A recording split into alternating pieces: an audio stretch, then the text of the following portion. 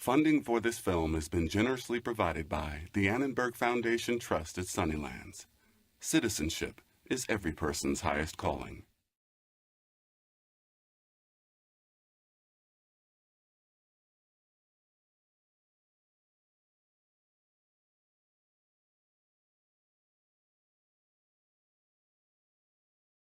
I'm Dan Harris in Signers Hall at the National Constitution Center in Philadelphia. We hardly think of it this way today, but to these men, this was an experiment, starting a new type of government for a new country they were going to call the United States of America. Not only was there no guarantee that it would work, but history pretty much told them it wouldn't.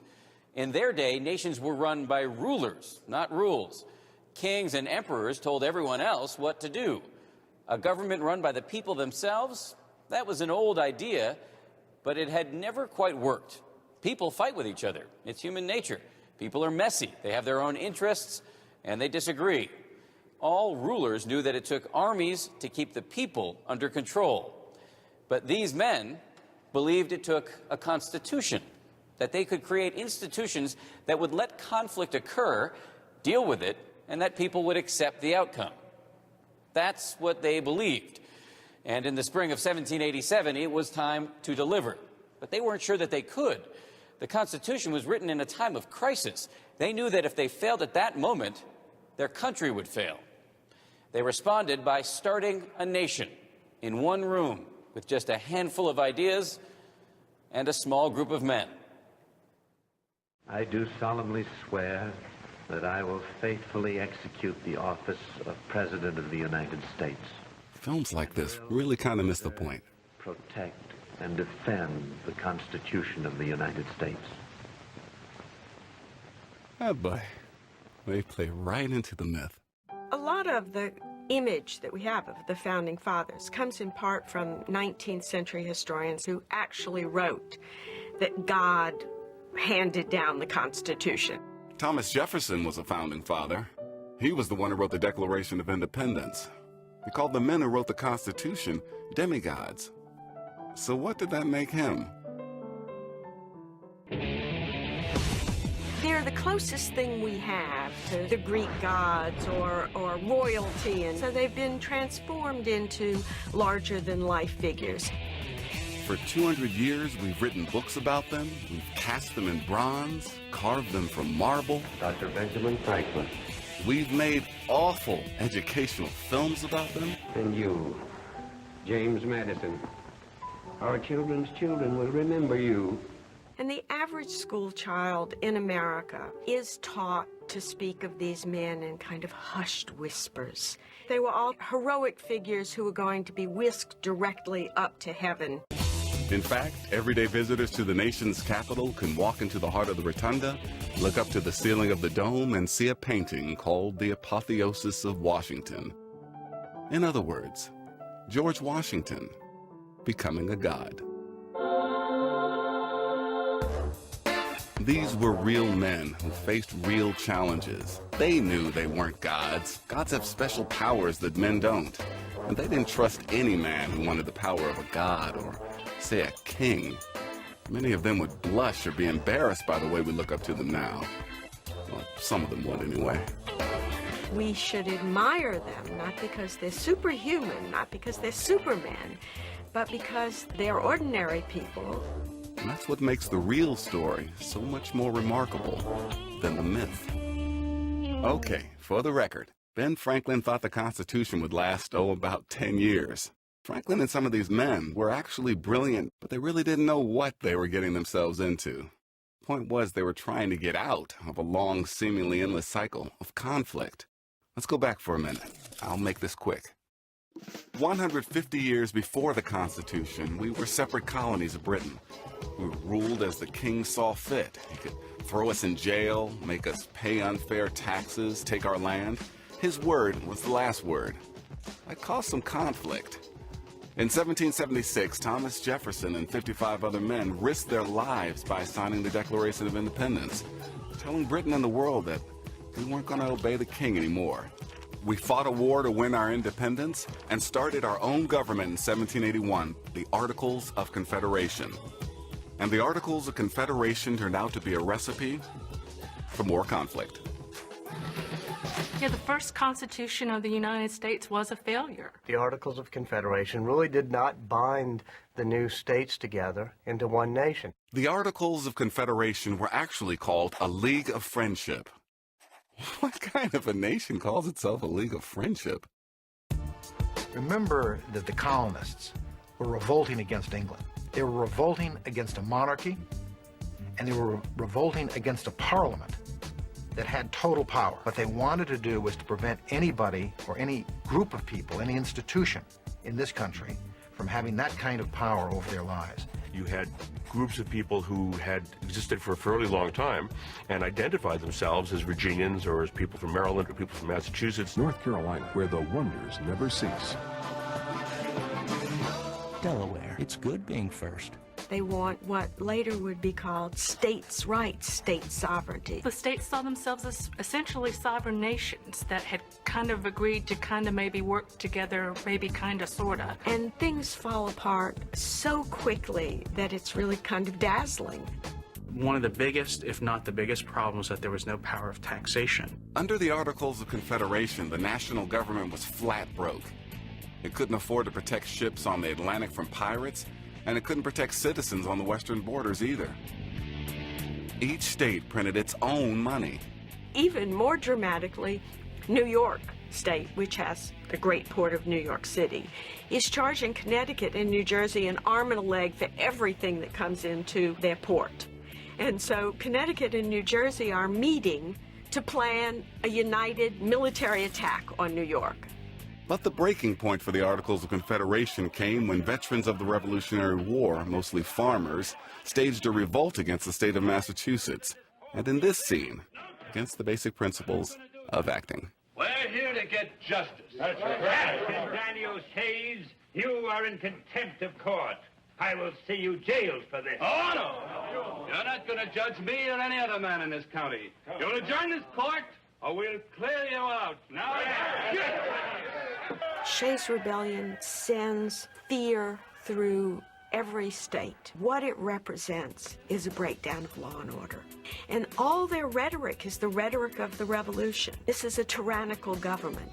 This is a government that's not looking out for the interests of the people. When Washington hears about Shays' Rebellion, I think for him this is the low point of the whole Confederation period. General Washington, another such outbreak as this Massachusetts affair and we shall have anarchy.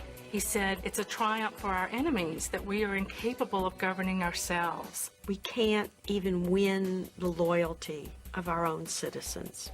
Something has to be done. But what? Everyone knew this government needed to be fixed, but the big question was, how? A convention was called in Philadelphia to fix the Articles of Confederation. But just look around this room. These were the people who were coming to fix this mess? Just months before, this state was going to war with this state. Delaware came in saying they'd leave before they gave up any power. This delegation was arguing with itself over whether or not to commit to a stronger central government. And him? He was drunk. Only James Madison of Virginia came with a clear plan. Madison was a brilliant strategist, but he wasn't popular enough to get all these men to follow him. Poor James Madison, he arrives, nobody even notices him. They think he's a minister. He wakes up one morning and he hears church bells ringing and crowds cheering, and he knows right away. He says, Washington has arrived. George Washington was the indispensable person when it came to 1787. He's the only person everyone in America has heard of. There's no CNN, there's no nightly news. He was famous throughout the world, and he defeated the most powerful nation in the world, Great Britain. The French hadn't been able to do it in hundreds of years. And then, instead of seizing power, he laid down power and went home and was a farmer. And this was incredible. He could be trusted because people knew he was not interested in wielding or gaining any kind of absolute power, that he had the best interests of the country at heart. Washington fought to establish a republic, and here he was less than 4 years after the war, trying to save it. Right away, they take care of the easy stuff. The convention unanimously chooses Washington to preside. After that, Everything they talked about could have brought them big, big trouble. You know, the interesting thing about the Constitution's drafting is that it wasn't authorized. Illegal is too strong a word, but what they were doing was not permitted under the Articles of Confederation itself. These people had no authority under the previous system of government to do what they were doing. Not supposed to be a constitutional convention. This is a tweaking convention. Wasn't supposed to come up with a new constitution. Now it was just supposed to amend it. The third day of the convention, Edmund Randolph gets up and he says, Virginia thinks we should throw out the Articles of Confederation and write a new constitution. So on the third day of a convention called to make recommendations to amend the Articles of Confederation, they overthrow the government. This was it, the moment of truth. These 55 men were either going to save the nation or they had just destroyed it. There was no turning back. They decided in order to accomplish this mission, they had to meet in secret. They really wanted to have an open and candid debate. They take a vow of secrecy. You're not supposed to say anything to anybody, and they all obey the rule. And they pay for it every day. They literally lock themselves in this room. You've seen the paintings, long hair, wigs. The Northerners are wearing wool. Philadelphia is having a bad summer. I grew up in Philadelphia, and it is oppressively hot and humid. It pours every day, and there is an invasion of great big bottleneck flies. And so people can't even open their shutters. And they're in a cooped-up room with no air conditioning. The group buys Madison's idea, and it basically goes like this. A central government with 3 separate branches, a legislature, which was most important to these men, an executive to do what the legislature wanted, and a judiciary. And here's why. The 3 branches of government should keep each other in check. No one branch should become too powerful, kind of like a giant, very elaborate game of paper, scissors, rock. See, look, the president can't go to war unless Congress declares it. Congress can't create a law unless the president signs it. A president can't appoint a judge unless Congress confirms that nominee, and then the judge would serve for life and could one day strike down a law that both the president and Congress passed if that law violated the Constitution. Sounds difficult? A little complicated? Good. That's just the way they wanted it. The thing you notice most about the Constitution in reading it is the keen awareness that concentrated power is dangerous. It is almost as if the whole thing was written to make making laws difficult. They expected legislators and congressmen to try to expand their powers. They expected the president to try to expand his powers. Expected the courts to try to expand their jurisdiction. But by placing them in tension with each other, they thought they would block each other's overly ambitious actions. These men are anxious. Each and every one of them believes that powerful governments are dangerous. So they want to create something that, in a sense, they're afraid of. And the double irony of this is that the very people they don't trust with power is themselves, because they are going to be the leaders of that government. They start with the executive branch and can't decide if it should be a committee or just an individual. All that power might be too tempting for one person. He might try to take over and become a dictator or a king, or worse. And they can't decide how the president should be elected. Should the people vote for him directly, or should each state choose him? Near the end of the convention, someone comes up with a compromise called the Electoral College. In the Electoral College, voters choose a slate of representatives who then, never mind. Ask your teacher. They move on to the discussion of Congress, and this is when it gets serious. The larger states wanted representation based upon population, and the smaller states wanted equal representation by state. Okay, proportional representation. Let's say Delaware's got 1 million people and Virginia's got 10 million. Suppose we give each state a vote in Congress for each million. Virginia's fat and happy with 10 votes. Delaware's got 1. Bigger states rule. They would have a much bigger voice in the national government. Madison wanted this because he thought a true national government should be elected by the people. And that states, well, We tried that with the Articles of Confederation, remember? Oh, no! You're not going to judge me or any other man in this county. The people from the small states go berserk. Maryland will never give up her freedom. Nor will Connecticut, Mr. Martin. My state will never stand by to see Pennsylvania and Virginia rule the country. Neither will New Jersey. They were so torn apart No! that some of the representatives, including one of the ones from Delaware, threatened to walk out and even threatened that some of the smaller states would make alliances with foreign countries. But it's not just large state, small state. This is the moment of truth. Are the states going to have, as states, a house, a platform in the government where their sovereignty is recognized? Or is this government going to be a government of the individual people? Is it going to be the United States of America or the United States of America? Even the men who believed in a strong national government knew they had to give in a little right now if this had any chance of working. One of the supporters of the nationalist camp comes up to James Madison and says, corners him, and says, if you don't compromise, the small states are going to walk out of this convention and you will have destroyed the chance for the country to survive. This was it. The whole thing was on the line. So the next day, Connecticut's Roger Sherman came back with the idea of a bicameral legislature, which is a fancy way of saying two houses in one Congress. So now, to go along with the House of Representatives, there would be a Senate. The House would have proportional representation based on population. That made the nationalists happy. And the Senate was the compromise. There, each state, big and small, would have 2 representatives. So Delaware would get the same number of votes in the Senate as Virginia. This made the Federalists happy. This is all in Article 1. And if you look closely, you'll see another big compromise, right here. 3/5 of all other persons. Probably the biggest consideration regarding slavery in the Constitution is what's known as the 3/5 compromise. Other persons was a code that everyone in the room understood. It meant slaves. And slaves were counted as 3/5 of a person. To the framers, this wasn't a direct statement about a person's value as a human being. Equality, the end of slavery, they weren't there to talk about that. This was all about the power some states would have in the new Congress. If slaves were counted, even though they were slaves, then Southern states would get more representatives in the House.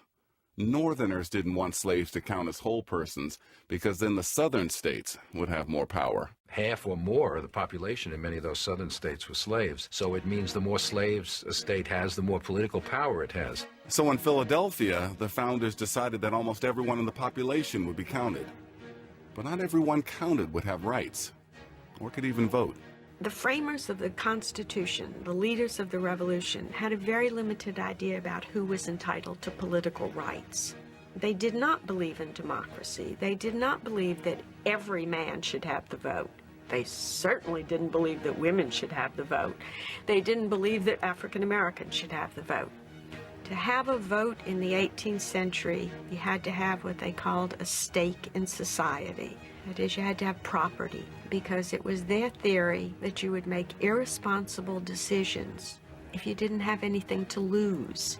They didn't get some things right. I mean, clearly, we now realize, and many framers then realized that slavery was evil. It should not be protected by our legal system.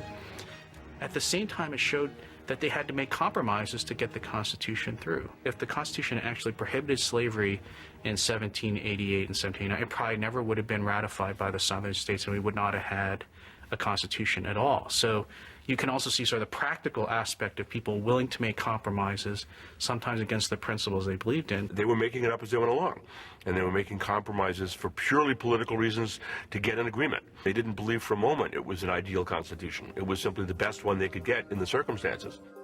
The story of the Constitution is too often told without acknowledging its problems. Not all of the compromises made in Philadelphia worked out. As brilliant as it was, the Constitution written in 1787 left slavery and state sovereignty unresolved.